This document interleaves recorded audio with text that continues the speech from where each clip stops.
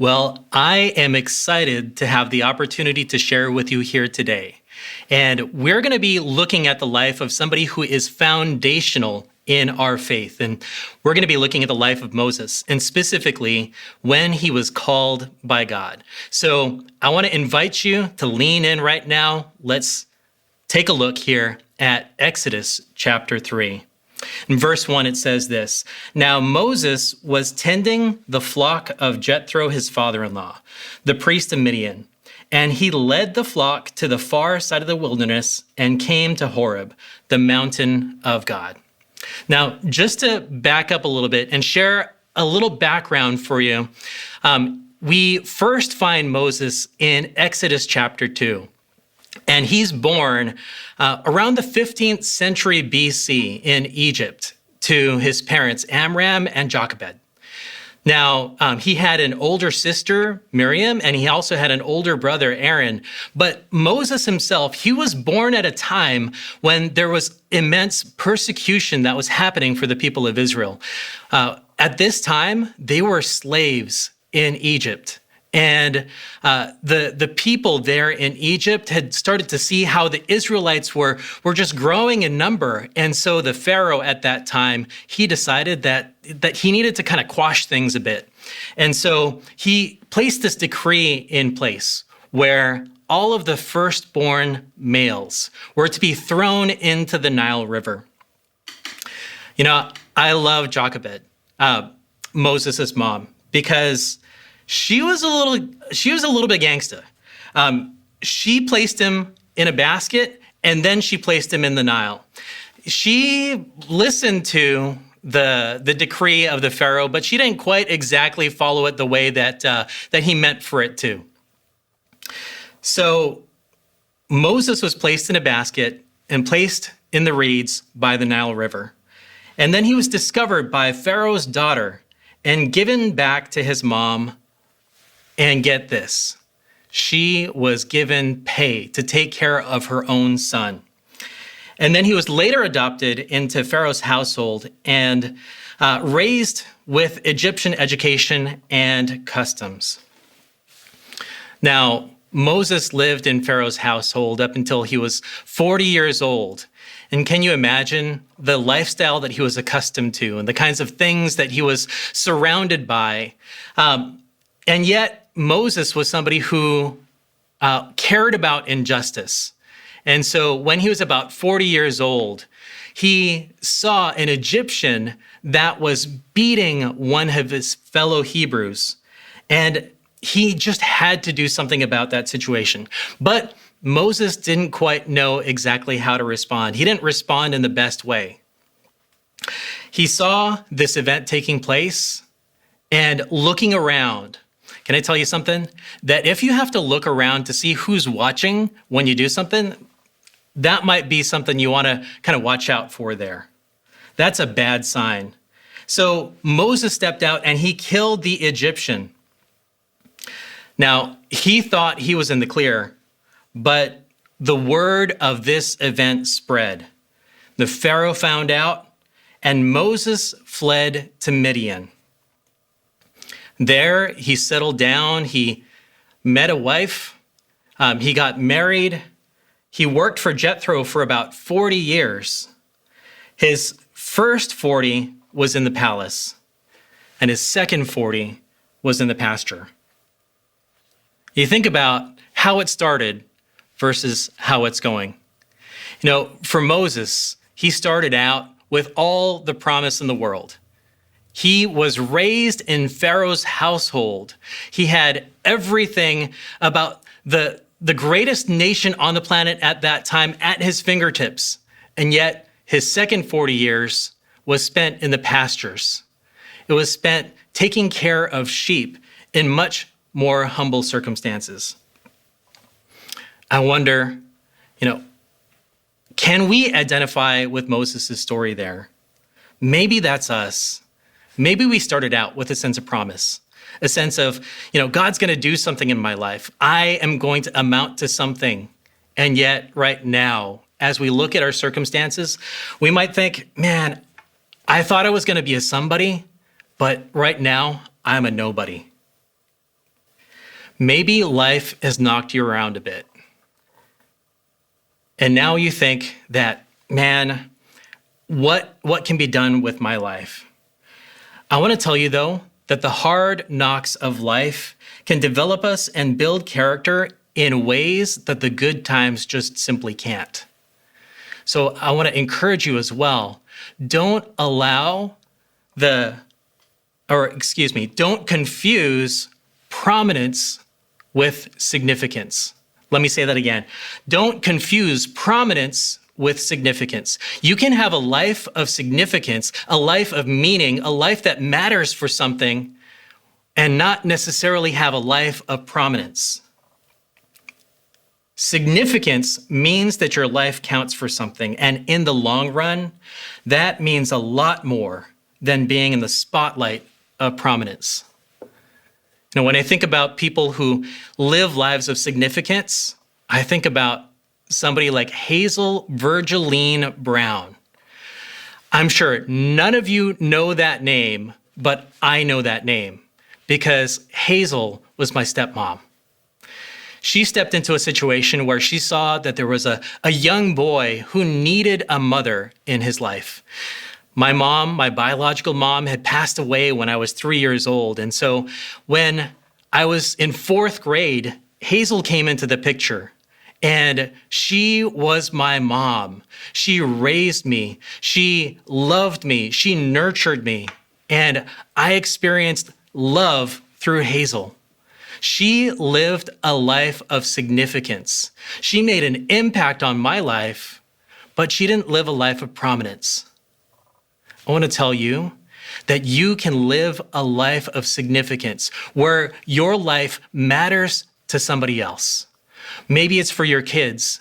Maybe it's for the people in your workplace, but your life can make a difference.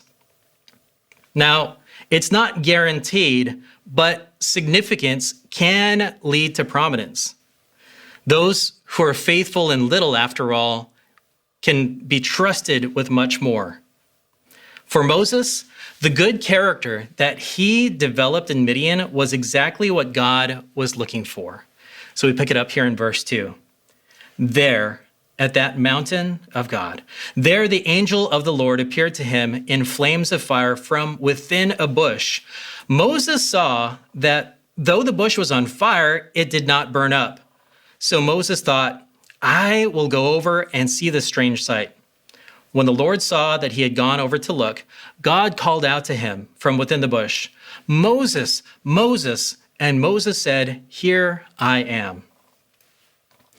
Now, God used a burning bush to get Moses' attention. Now, I found that God is really creative in how he gets our attention. For Moses, it was a burning bush.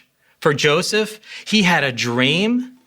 For Isaiah, he saw a vision. Jonah encountered a big fish. Saul saw a flash of light, fell off his horse, and then was blinded. Now, for you, you might have a vision or have a dream, or God might speak to you in a different way, but it also can take place through the tough times, the tough experiences that we have in life. Maybe it's a tragedy that God uses to get our attention. Maybe it's a breakup, the death of a loved one, a lawsuit, an unexpected diagnosis. Whatever it is, God is wanting to speak to us as individuals. Now, God used the burning bush to get Moses' attention, but he struck up a conversation with him next to take it further. Verse 5, do not come any closer, God said. Take off your sandals, for the place where you're standing is holy ground. Wow. Now, we serve a God who is loving, who is gracious, who is compassionate, and we see that here in this passage as well. But let's not forget that the presence of our God is not something to be treated lightly. You know, we emphasize God's love. We emphasize how gracious he is, and that's all true. And God is also supremely holy. We can approach him boldly, but let's also approach him with a sense of awe and reverence. You know, a few years ago, I took my kids, my wife and I, we took our kids to the San Diego Zoo, and we loved going there to see the lions exhibit. And there was this male lion that was lying down just a few feet away from us. We were separated from that lion by some plexiglass, and we knew that we were safe, and yet I could see how awesome this creature was. Just the fierce nature of this lion. And yet I've also seen some videos online of, maybe some zoos that don't have the same type of protection. And I don't know why it's the case, but it's always the guys who start sticking their fingers through the bars and wanting to get closer to the lion, wanting to pet the lion, wanting to prove maybe how tough they are. And you can expect that it's not going to end well for them. Well, we want to make sure that as we approach our God, he's maybe not going to bite our hand off, but we do want to approach him with awe and reverence. I love this passage from The Lion, the Witch, and the Wardrobe, where these 4 children, Lucy, Susan, Edmund, and Peter, are in this magical land of Narnia. This is a book that was written by C.S. Lewis. And they're talking about Aslan, the return of Aslan to the land of Narnia. And Aslan in this story represents Jesus. So Lucy and Susan are talking to a couple of the creatures there, some beavers who can speak. And they're talking about the return of Aslan and his character and his nature. And this is from The Lion, the Witch, and the Wardrobe. Mr. Beaver said sternly, "Aslan, a man? Certainly not. I tell you, he is the king of the wood and the son of the great emperor beyond the sea. Don't you know who is the king of beasts? Aslan is a lion, the great lion." "Oh," said Susan, "I thought he was a man. Is he quite safe? I shall feel rather nervous about meeting a lion." "That you will, dearie, and no mistake," said Mrs. Beaver. "If there's anyone who can appear before Aslan without their knees knocking, they're either braver than most or else just silly." "Then he isn't safe?" said Lucy. "Safe?" said Mr. Beaver. "Don't you hear what Mrs. Beaver tells you? Who said anything about safe? Of course he isn't safe, but he's good. He's the king, I tell you." And I want to tell you here today that our God is good. Being in his presence, we should come in with awe and reverence. And yet, he is good. Going back to Exodus in verse 6. Then God speaks back to Moses. "I am the God of your father, the God of Abraham, the God of Isaac, and the God of Jacob. I have indeed seen the misery of my people in Egypt. I have heard them crying out because of their slave drivers, and I'm concerned about their suffering." What I love here is that God cares about the here and now. He cares about the plight of his people as they're in slavery in Egypt. And he's also thinking generationally. We might do well to expand our perspective beyond just the here and now. See, God describes himself as the God of Abraham, Isaac, and Jacob. So for us, rather than just thinking about the here and now, the next 5 minutes, what if we were to expand our perspective and to be looking at the next 5 years or maybe even the next 50 years? In the here and now, maybe we can get discouraged because we think that things are tough in culture today and in society today, that Christians are under attack because of what's taken place in society and culture. But if we're looking ahead, we can be making different decisions so that we can set a different trajectory for not just our generation and our life, but for our kids and for the generations to come. Verse 8, So I have come down to rescue them from the hand of the Egyptians and to bring them up out of that land into a good and spacious land, a land flowing with milk and honey. Now, I don't know about you. When I first would look at things like this, I would think about literal milk and honey flowing through this land. And that's not what this is talking about. That would be kind of strange. No, milk comes from cattle. It comes from sheep. It comes from goats. What this is saying is that the land that God is going to bring them into is a land that can support all the livestock. And it's a land that's flowing with honey.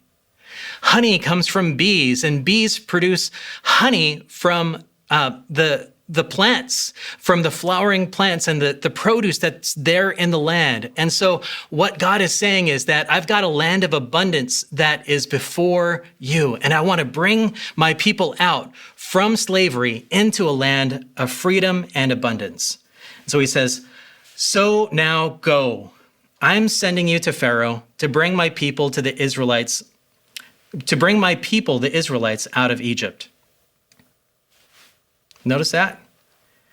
Verse 8, so I have come, is what God says. And then he instructs Moses, so now go. I have come, so now go. Now, God could have done all of this by himself. You know, he's powerful after all. He's the God who created the heavens and the earth. He's the one who, as we look later in this passage and as we see Moses speaking to Pharaoh, he's the one who causes all of these plagues to happen within the land of Egypt. So why get Moses involved? You know, it's because God works through people to accomplish his purpose. Who is he raising up right now, here in this generation? As we're seeing a need, perhaps greater than we've ever identified in our lifetimes, for people to stand up for the principles and the purpose of God. Who is it that God is raising up in this generation? Maybe God is speaking to you so that you can make a difference for other people. But God said to Moses, verse 11, who am I that I should go to Pharaoh and bring the Israelites out of Egypt? And God said, I will be with you. Now get that. Moses said, who am I? Now, isn't that the $1 million question? Maybe at some point in time, Moses might have thought, hey, I could do something about this. Maybe when he was 40 years old, after he had lived in the house of Pharaoh and been raised up with that Egyptian education and known what it was to have privilege, maybe he would have thought, yeah, I can do something about this. But things maybe are a little different for him now. After murdering the Egyptian, running off into Midian, and living the last 40 years in more humble circumstances, things had changed a bit for Moses. And he started to question himself. Who am I? Who am I? Maybe, like most of us, Moses was seeing himself defined by his past. He was thinking about all the mistakes that he had made, where he had come from and where he now was. He was thinking about how his life was the sum total of all his past decisions, and that meant that there were certain options that just weren't there for him anymore. And so he was thinking, man, maybe at one point in time, but not now, not after what I've done. Who am I? So many people today, I think, are asking this question. They're believing that their past decisions, they're believing that the mistakes that they've made, they're believing that how they feel on the inside, or they're believing that what current culture says about them is what defines who they are. Maybe that's what you believe about yourself. As you ask that question, who am I? You relate yourself to the world around us, and you think that, oh, I'm just what culture or society says I am. Well, who am I? I'm a husband. I'm a father, and I serve on our church leadership. I'm a PhD physicist.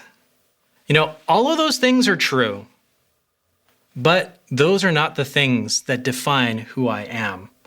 They're aspects of who I am, and they've helped to shape me, but they did not make me. I want to tell you here today that the things that have happened to you in the past, yes, they might have shaped your life, but they did not make you. Before I am any of these things, a father, a husband, whatever else, I am a child of God. Psalm 139 says that you created my inmost being. You knit me together in my mother's womb. Your works are wonderful. I know that full well. What do you know about who God says you are? I know that I was created on purpose and for a purpose. And I want you to know that so are you. There's no sin that's too great. There's no shame that's too deep that God cannot bring forgiveness and healing through Jesus. In him, you're accepted, you're loved, and through him, you have all that you need to face what is ahead of you. Now, Moses, he asked that question, who am I? And I want to tell you, it was the wrong question. Moses was focused on himself. When God answered Moses, he wisely brought Moses and the focus back to something else. He said, I will be with you. Rather than looking at all the reasons why Moses may or may not have been qualified to go out on the mission that God had for him, God simply said, I'm going to be with you. God promised his presence. And so, verse 13, Moses said to God, suppose I go to the Israelites and say to them, the God of your fathers has sent me to you, and they ask, what is his name? Then what shall I tell them? Today, a name may just be something that sounds good, something that maybe you think about with your husband or your wife, and you try to figure out, okay, this first name sounds great with this last name. That's what my wife and I did when we were thinking about the names of our kids. How is this going to sound together? We also thought about, the potential nicknames that they might have, or ways that, other kids, sometimes they can be a little cruel and make fun of them. And so we thought about what ways could those names be turned around. But it's not just about something that sounds good. In this culture especially, a name meant something. No, in Hebrew, a name is a sign of who that person is. It's a distinctive mark that captures the essential character of that person. So when Moses is asking God, who should I say sent me? It's not just asking for a name. Moses is asking about the character of God. So verse 14, God says to Moses, I am who I am. This is what you are to say to the Israelites. I am has sent me to you. I am who I am. In Hebrew, Eye Asher Eye. Part of what this means is that God is not limited to any one particular domain. In that culture, they had all kinds of different gods.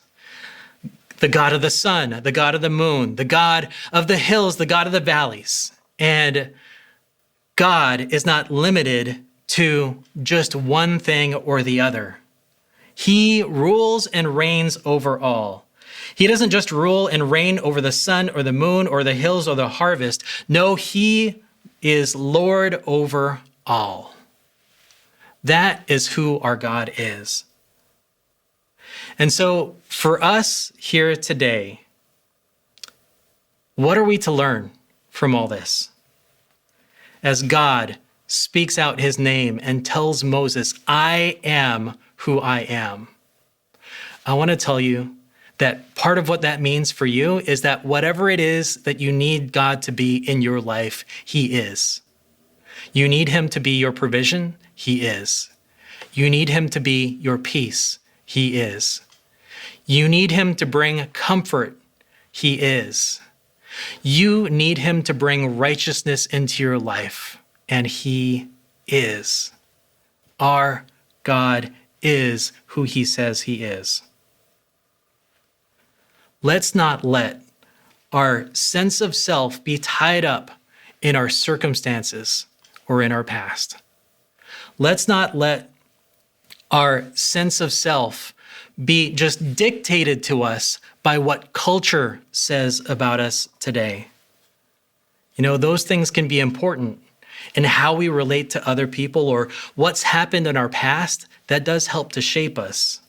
But more important than any of that is knowing who we are in relation to our God. He is the one, after all, who created us. He is the one who set us up with a purpose. So let's look to him first. Let's seek him first. And everything else begins to make sense in the light of his glory and grace.